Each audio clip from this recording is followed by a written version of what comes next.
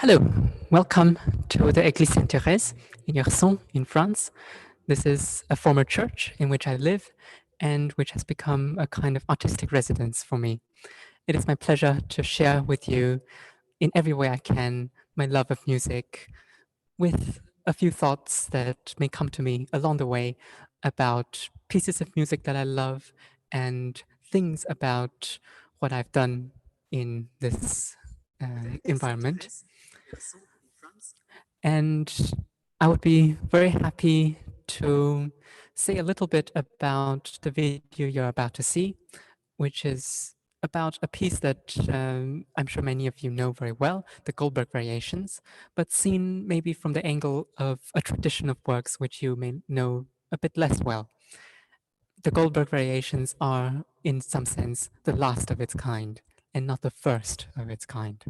We like to think of Bach as being at the beginning of our music tradition, but actually, if we go back in time and go to what he thought, what he saw, and what he felt, I think we would get very much the feeling that he was at the end of a great tradition.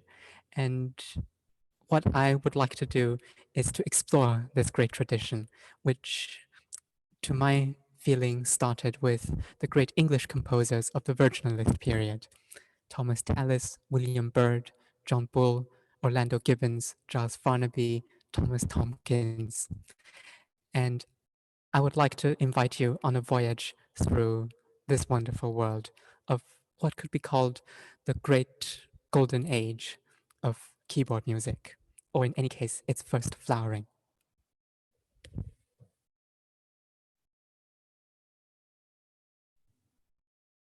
Hello, my name is Kit Armstrong. It is my pleasure to welcome you to my artistic residence here at the Église Sainte-Thérèse in Hirson in the north of France. I'd like to share with you my perspective on a work with which many of you may be intimately familiar, the Goldberg Variations by Johann Sebastian Bach. It is often said, quite rightly, that this work is unique in the literature. So what are some unusual aspects of it? For one, the fact that the tune, the tune of the theme,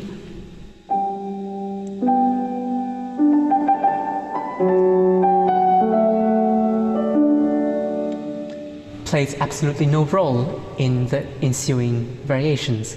Indeed, in the entire course of this work, with its 30-odd variations, one never sees any reference made at all to this tune, except of course that at the end of the work the tune is reprised in full. Indeed, each variation of this set is a kind of self-contained composition. It has its own character and it has its own themes, and it does not seem to require what is before or what is after in order to seem like a perfectly good little piece on its own. So why do we call this whole amalgamation of little pieces a set of variations? The element that binds them together is the shared bass line.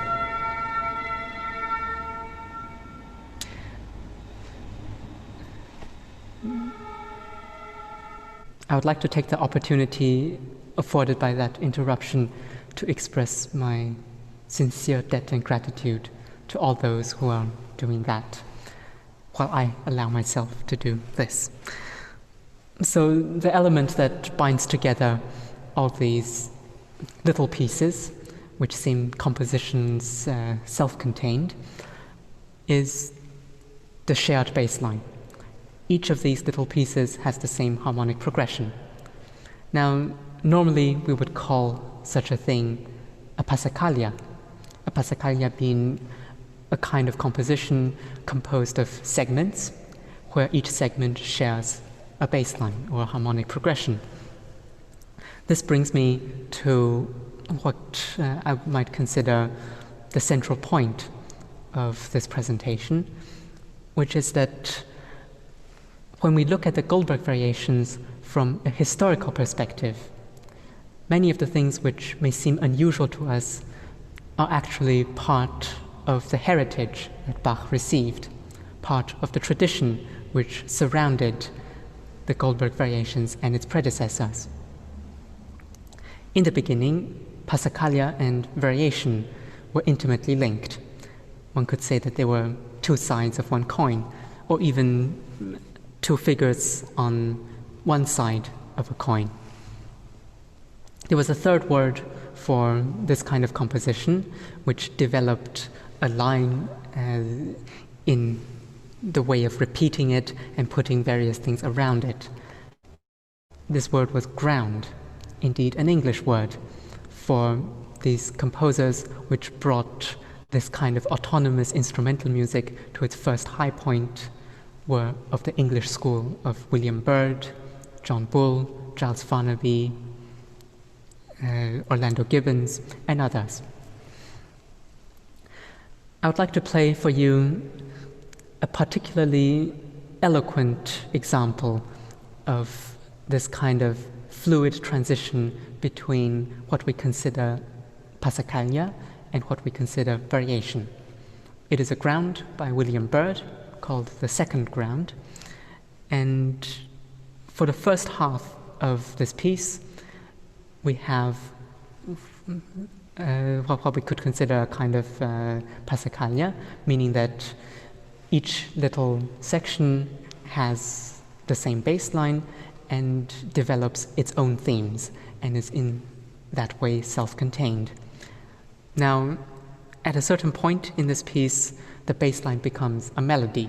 It is put in a register to appear like a kind of chorale or a discant. And then we have the kind of variation which might be familiar to us from a more romantic perspective.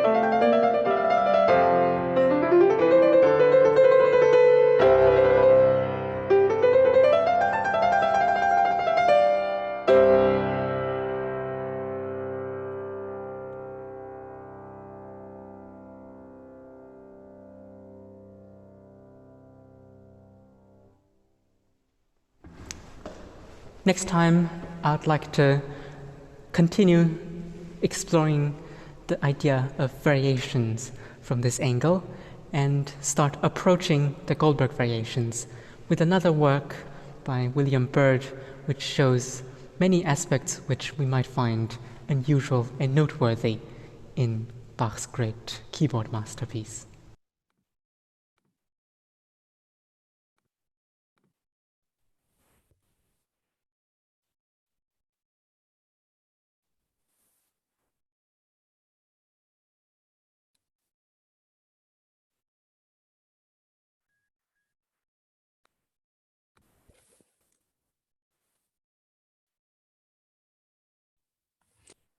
Right. I hope you enjoyed and that it gives you something to think about.